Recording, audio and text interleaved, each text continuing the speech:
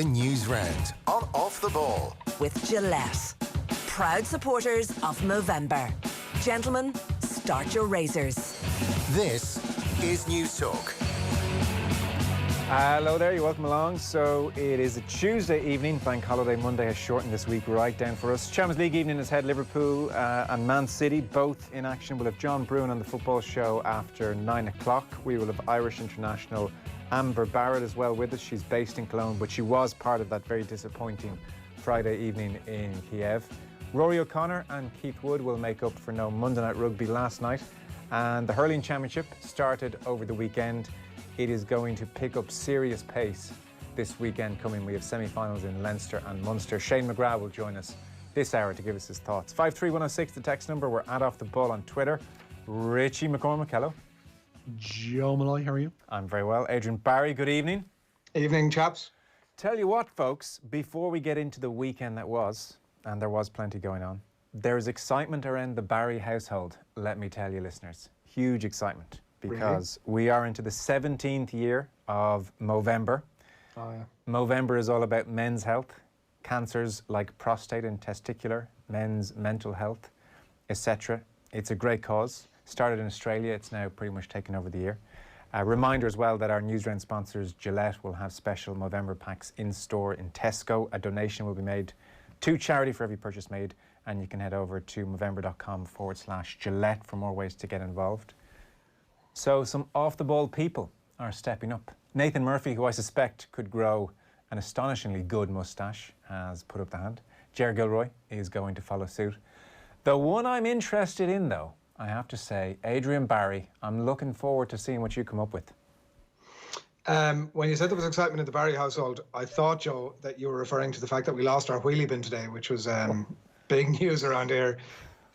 We still can't find it, so anybody has seen a black wheelie bin doing the rounds of South Dublin. Should be pretty easy to pick out. Yeah. You know we're live on the radio here, don't you? No, I appreciate that, Jack. Just having a cup of tea here and just having a bit of a chat as well. When you say lost, that means stolen. I don't know. We left it out for collection. The green bin came back, but the black bin, no sign. Adrian, it's 4 days to Halloween. I can tell you exactly what's happening to your wheelie. You reckon? Listen, nothing sure. Yeah. Will you stop? That is a What collection are they doing with receptacle it? now. It's a mini bonfire for some kids. Right. Or they're using that's it just to store disappointing. wood and collect wood. Or That's very disappointing. Maybe they are using it just to transport wood to the bonfire. They may bring your wheelie bin back. But again, I'd have my doubts.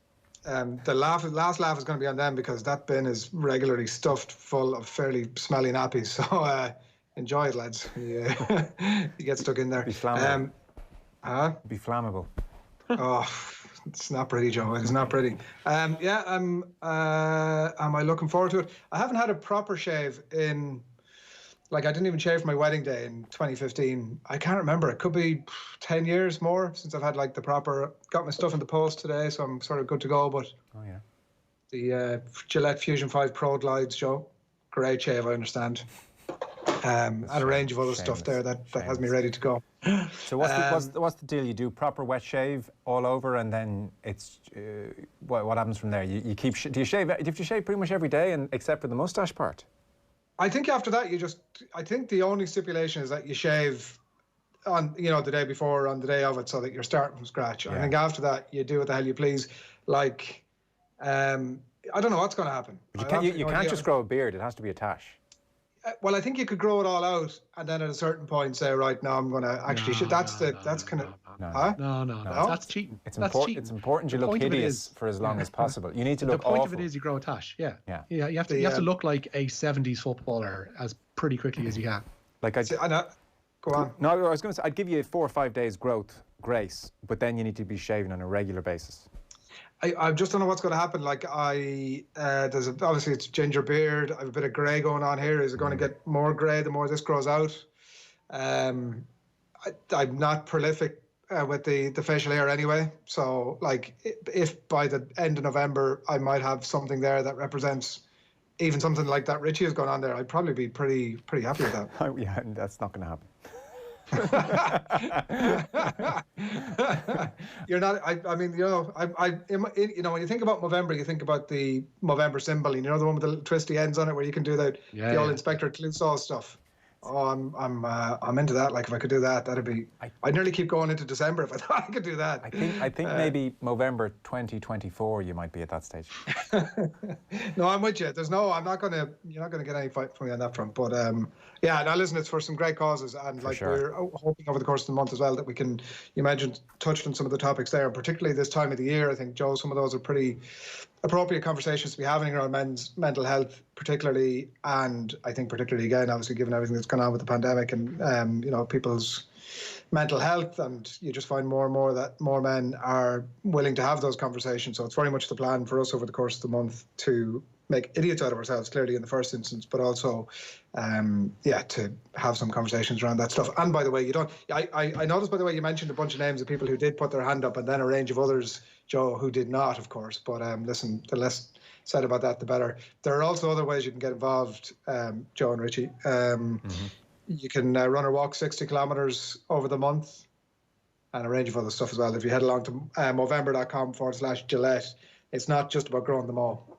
Okay. Well, listen, best of luck with it. It is a great cause. Fair play to you. So the weekend that was, what caught your eye? There was lots on offer from the sporting world. Adrian, I'll start with you. Yeah, Jesus. One of the big things that caught my eye, Joe, was that you were interviewing yourself on the telly on Saturday. Well, as someone pointed out to me, a more chiseled version of myself, I would think is fair. A more handsome, chiseled version of myself. You couldn't tell from the workshopped version of you, yeah. It literally just looked like I honestly, and I mean this, thought Richard Cooper was going to jump out at some point. And I actually thought to myself, am I the only one thinking this? This is insane. Like, what's going on here? And then I saw a bunch of people tweeting about it. But it was gas, and it kept us going in the middle of a game that was a bit. I don't know. It's a pointless game. It was, and we got a bit excited about it. The biggest thing for me over the weekend was, and I was only thinking about it before we came on air, that Tyrone team are bloody exciting, aren't they? And what I'd love to see is, this is a ridiculous hypothetical, that Tyrone team with 2 more years under their belt, Derek Hanavan with a couple of years maturity, Conor McKenna, who's the talk of the town today, with a couple of years in GA under his belt again, against the 2019 Dubs. That'd be a game for me. I'm not sure about, the more I think about the Dubs, the more I'm writing them off in my own head. But yeah, the excitement about that Tyrone team as a prospect to actually challenge. Now, they were only playing Mayo, Joe, so maybe let's not get too carried away. I didn't see enough of Conor McKenna. I've seen the highlight reel, and that is pretty impressive. Not least that Kieran MacDonald-esque pass at the weekend. I suspect even Kieran MacDonald on the sideline was thinking, yes, I approve. But I haven't seen his general play. Obviously, he's taken to this like a duck to water. The skill level was the thing, isn't it? Because there are plenty of high-profile examples, Tommy Walsh included down in Kerry. I don't mean to single him out, but he was certainly one of them who came back and they struggled afterwards with the change of code and the change of ball. But bloody hell, he looks exceptional.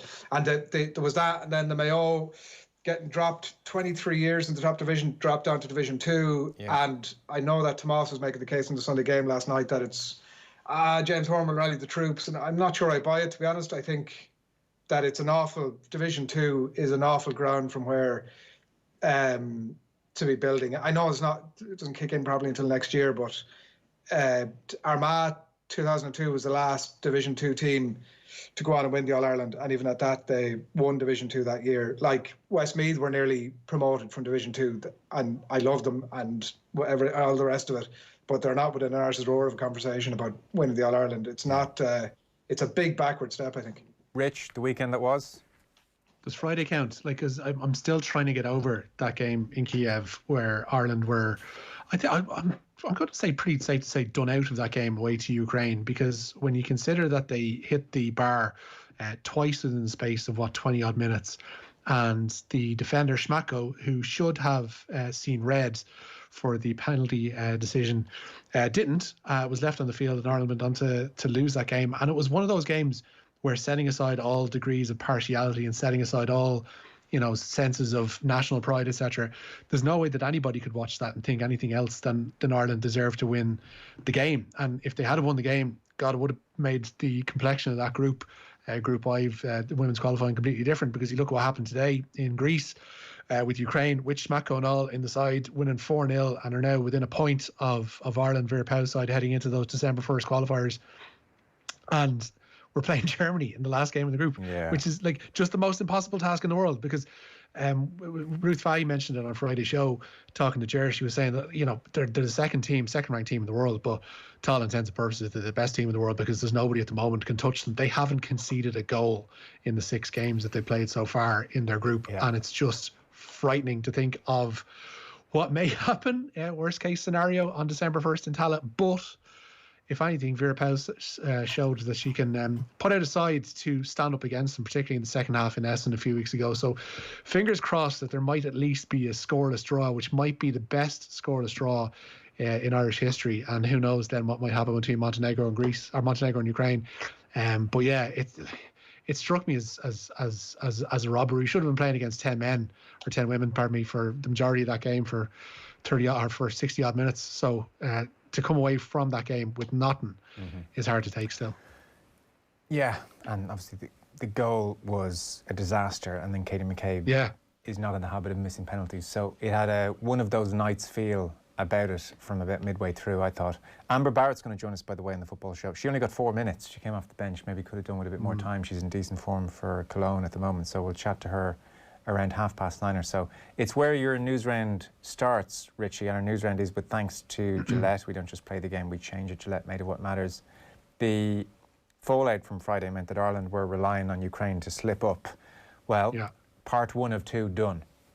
Yeah, and the Republic of Ireland now knows, mentioned, they need to get a result from their final group game if they're secure at least a European Championship playoff. Ukraine's 4-0 victory away to Greece this afternoon moves them to within a point of Vera Pauw's side. Ireland face the Germany side in December, who are yet to concede a goal in Group I, while Ukraine will be at home to Montenegro. On to tonight's action. Manchester City are away to Marseille this evening in Group C of the Champions League. City are without the injured strikers Sergio Aguero and Gabriel Jesus.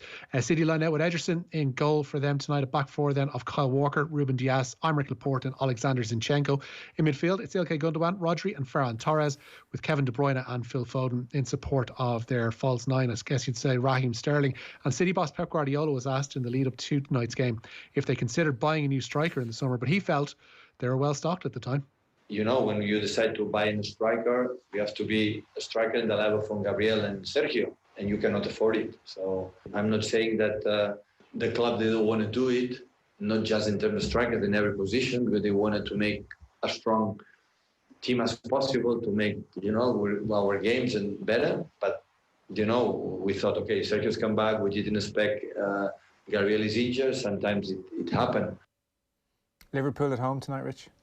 Yeah, an 8 p.m. start we should mention as well at the Stade Velodrome, as there is at the Dragao in that group where Porto entertain Olympiacos. But as you mentioned there, Liverpool entertaining the Group D minnows of Midtjylland tonight, and that reflected somewhat in the Liverpool starting 11. As normal at the back 5 with Alisson in goal, Trent Alexander-Arnold, Fabinho, Joe Gomez and Andy Robertson in their defence. In midfield, it's Jordan Henderson alongside James Milner, with Xherdan Shaqiri, Takumi Minamino and Diogo Jota in front of them. And Divock Origi leads the line in a game where Liverpool could score their 10,000th career goal.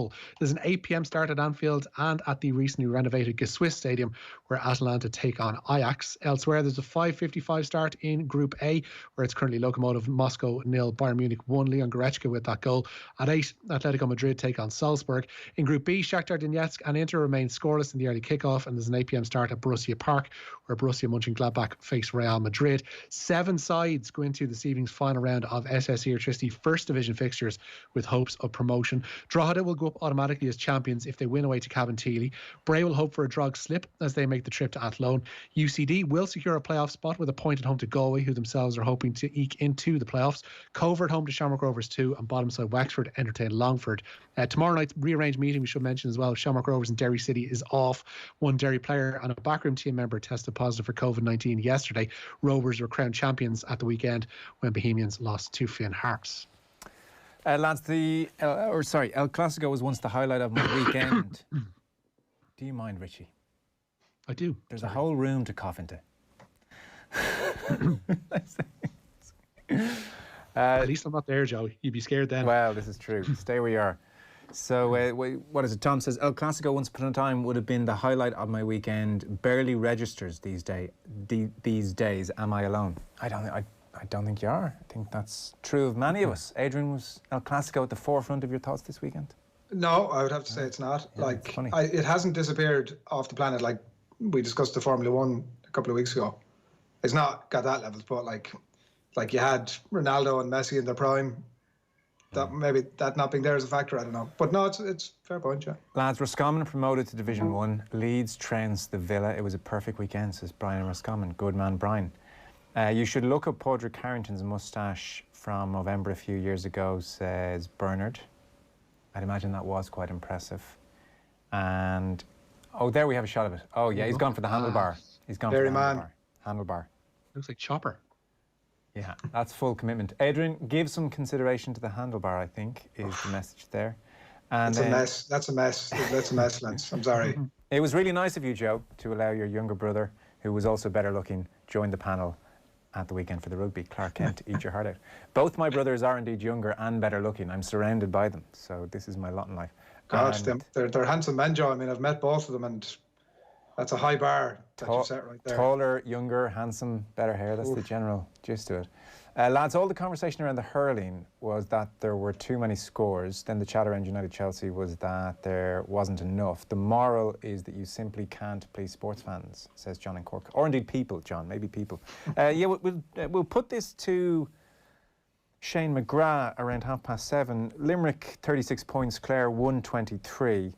And then I think 254 was scored at Croke Park on Saturday. So we're kind of breaking 60 points a game now, and there is a sense maybe that the slither is too light, or we're just seeing too many scores. I know the lads touched on it this morning as well.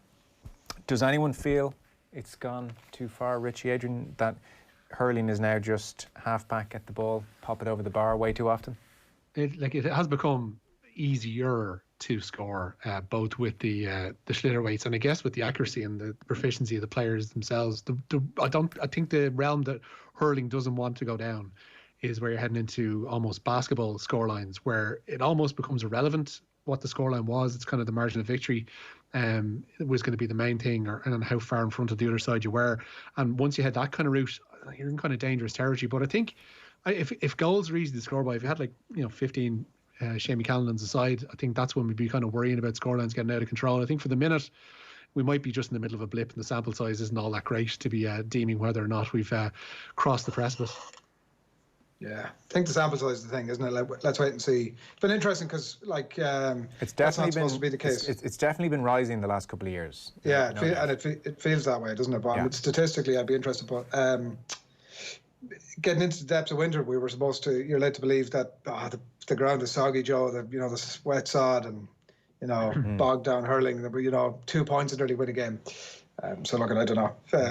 I would definitely, if it continued like this, I think they'd have to do something about it, but wait and see. Okay, well, we'll talk to Shane McGrath and see what he thinks in about 10-15 minutes time or so. Richie, where are we going next? World 100-metre world champion Christian Coleman won't be allowed to compete at next year's Olympic Games. The American sprinter has been banned for 2 years for missing 3 drug tests during the span of 2019. The Athletics Integrity Unit described his actions today as both careless and reckless. Coleman will only be free to run again in May of 2022, but he is free to appeal his case to the Court of Arbitration for Sport. France winger Teddy Thomas has been ruled out of Saturday's Six Nations showdown with Ireland. The Racing 92 man has suffered a hamstring injury, and his place in the squad goes instead to Bordeaux's Mathieu Jalabert. Meanwhile, Bernard Leroux has been cleared to play on Saturday after being cleared of striking Wales captain Alan Wynne-Jones at the weekend. Ireland have no new injury concerns ahead of the trip to Paris, thankfully, and go to the French capital top of the Six Nations table. And Captain Jonathan Sexton likes that their fate is in their own hands.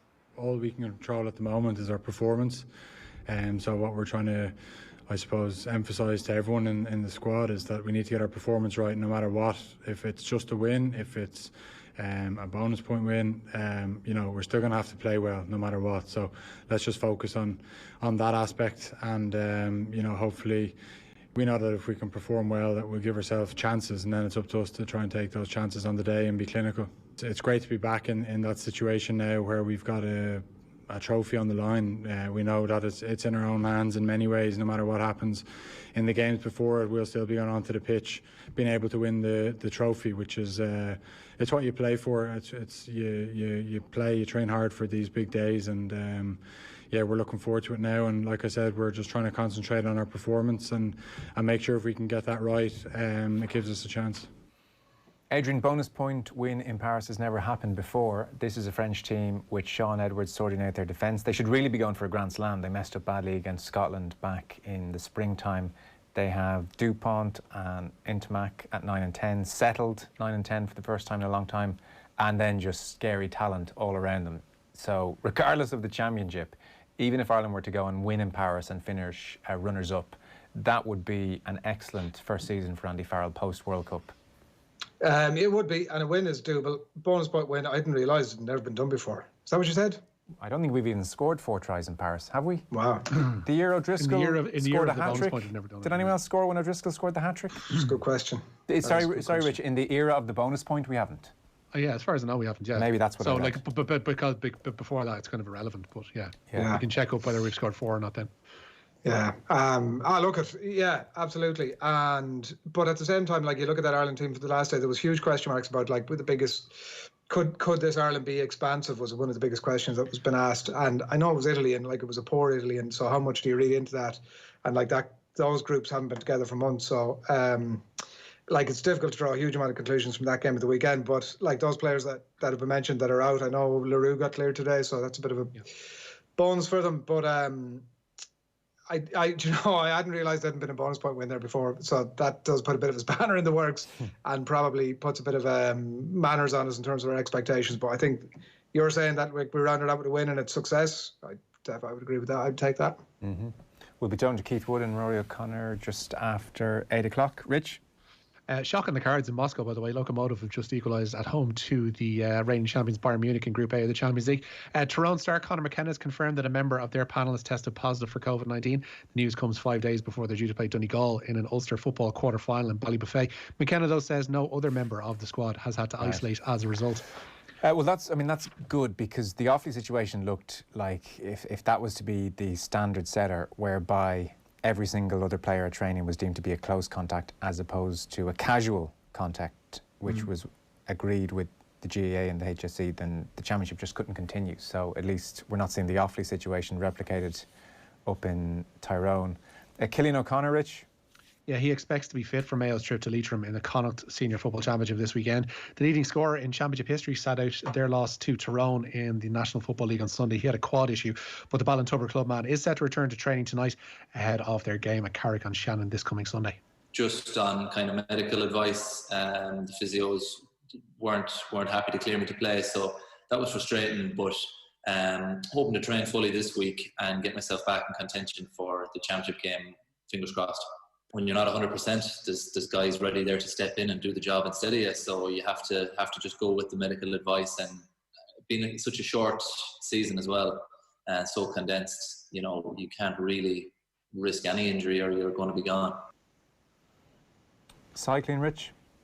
Yeah, there was victory today for Canada's Michael Woods on the 7th stage of the Vuelta a España. Dan Martin finished within the peloton and he remains third on general classification. He's 20 seconds down on the overall race leader, Richard Carapaz. And it's understood there will be no immediate change to the Premier League's pay-per-view policy, but that the situation will be reviewed over the coming weeks. Newcastle owner Mike Ashley has called for the $16.95 to be dropped to below £5 sterling. Any potential change is now likely to come after November's international break. Broadcasters Sky and BT only have their costs covered from the games, with the rest of the money going to the clubs themselves. People's champion Mike Ashley not being listened to, which is not right. I don't know, did you see Gary Neville, Adrian, last night? He was very good. I only watched it back on Twitter. It's amazing these days, the vast majority of us are consuming all that stuff, not at the time, but afterwards. But Neville talked at length for maybe 5, 6, 7, 8, 9 minutes about the future for football. To boil it down, essentially he was saying there's more than enough money to go round, but we just need everybody to act with a bit of common sense. And the way to do that is to get a football regulator, in effect, who can say yes and no to various ideas. I think that makes a lot of sense. You'd have a question mark over whether, like, are Sky or BT or any of these channels entitled to put a premium on the product that they, in terms of rights, effectively own. How do you mean? Like, are they entitled to charge people to pay for the games? Yes. Yeah. So you square that off, and then you move on to the next question as to whether that's, from a societal point of view in the UK, an acceptable thing or not. And like, if it's not, is there not an onus on the government to step in? They're running a business, and so I don't know. I feel that maybe they're That's the It thing. might not be the most. Their excuse is they're running a business, and they will say that they will only put a price that they figure enough people will pay, and they'll point towards the figures that came through over the weekend, which said, I think there was a highest number of around 30,000.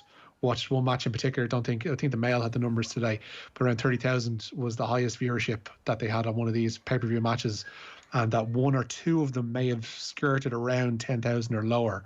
But they haven't been, a massive roaring success, and I don't think they would have anticipated that they would be. But it'll always be the market dictating whether or not there will actually be a buy into these things. And I would suggest could be a success is the thing. Like that could be a great day out for them.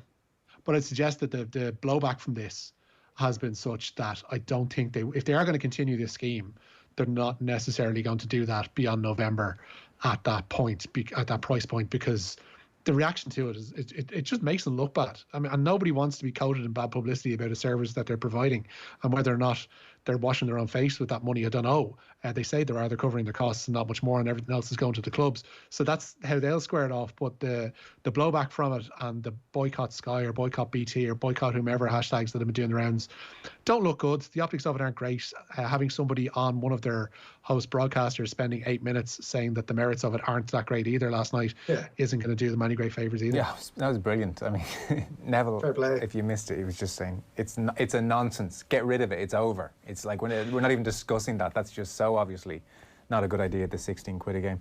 So Ole Gunnar Solskjaer, Richie, is your next story. He has been talking Donny van de Beek. Yeah, he has been defending his use, or lack thereof, of their €39 million signing from Ajax, who is yet to start a Premier League game and was an unused substitute in their scoreless draw with Chelsea at the weekend. Dutch legend Marco van Basten has claimed that Van de Beek should have gone elsewhere during the summer, but speaking ahead of tomorrow's Champions League game with Leipzig, Solskjaer says it's all part of the process. I think it says a lot about our depth of quality in the squad that we don't have to use him every single game, because we have other players as well. And I also think it says everything about our ambitions. We want to go push on. We want to go and challenge for trophies this season. Donny is going to play a big part this year. And at the moment, I've realised the topic is Donny van de Beek. And it's nice for some players or commentators to have a little go, and I know that you're short for time when you're on telly and you have to put your points across very quickly, but you have to know that you don't have to start the first 3 games to be a very important player in a squad.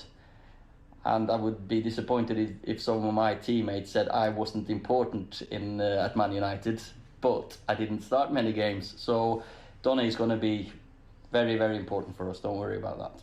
Oh, there we are. Spoken like the super sub himself. That was actually one of Patrice Evra's points with Jimmy Floyd Hasselbank actually on Saturday, was that why did they buy this guy? They just don't need him. Did anyone see the Hasselbank Patrice Evra? No, Evra. It was a bit tetchy, wasn't it? Very tetchy. Yeah. It didn't seem like they got on at all, which is good telly, to be honest. Yes, I guess it was. Went on a long time. And at one point in the argument, Evra started saying, 9 stitches in my ankle, Jimmy. You remember that? You remember that you did that to me? 9 stitches. And Jimmy's like, what does that have to do with anything? And Evra's like, but did I play on? Yes. Did we win the game? Yes. But he doesn't hold grudges, Joe. That's no, he doesn't hold grudges. He's let it go. No, but like Carragher and Neville made the same point last night. They said that Fernandes should be, like, you only necessarily need one frontline number 10 in a side. United now have 3, and they didn't need to buy a third in the summer because they already have Fernandes. They already, for all intents and purposes, have Pogba, and then they bought Van de Beek for God knows what reason. Yeah. So it's like he's a great signing. He's a fantastic player. They just don't need him. I think Solskjaer was doing perfectly well there until he compared him to himself. Like... Honestly, and I think that, I know people feel very fondly about Ole Gunnar Solskjaer, but is there not a discussion around him being one of the most unfulfilled careers of all time? I know the role that he played at Manchester United, but he's a super sub, a substitute. He was signed for 1.5 million quid in '96, I think it was, and he wasn't expected to be anything like a frontline, starter for forever. And then he settled into the role nicely of being super sub. He had chances to move elsewhere. Spurs were regularly sniffing around him. Spurs tried to sign him every season. Yeah, he shouldn't be saying to one of his own players, "You could be like me." Is my point. I think he should be saying, "You're going to start a lot of games here." You could be sat on your arse earning a fat wedge just like I did. Final story, Rich? The traditional par 3 contest before the Masters has been cancelled. Tournament organisers say the experience wouldn't have been the same without patrons of Augusta National present. Originally scheduled for April, players will now get to compete for the green jacket in just over a fortnight's time. Well, Masters in November, Joe. You ready? That makes it official. 2020 is a bad year. No par 3. Is that the nail? Is that the... Jesus, Joe. It's official. No, that's obviously to be expected. Actually, so I was looking at a photo of Augusta, because obviously it's in November now. And How are the azaleas, Joe? How are the azaleas? well, this is, I just kind of stupidly just presumed it would all look the same, or that Augusta was full of evergreen trees. It is not. You know, the leaves have turned colour. In many cases, they're falling off the trees. It will all look very differently. Although apparently they have, in true Augusta National style, ordered in fake shrubbery, leaves and trees to make the whole thing sheen. They wouldn't stick an old black wheelie bin on the list, would they, and send it my way? Yeah. Again, 53106. If you're one of the kids who has stolen Adrian Barry's wheelie bin, he wants it back pronto. Yeah.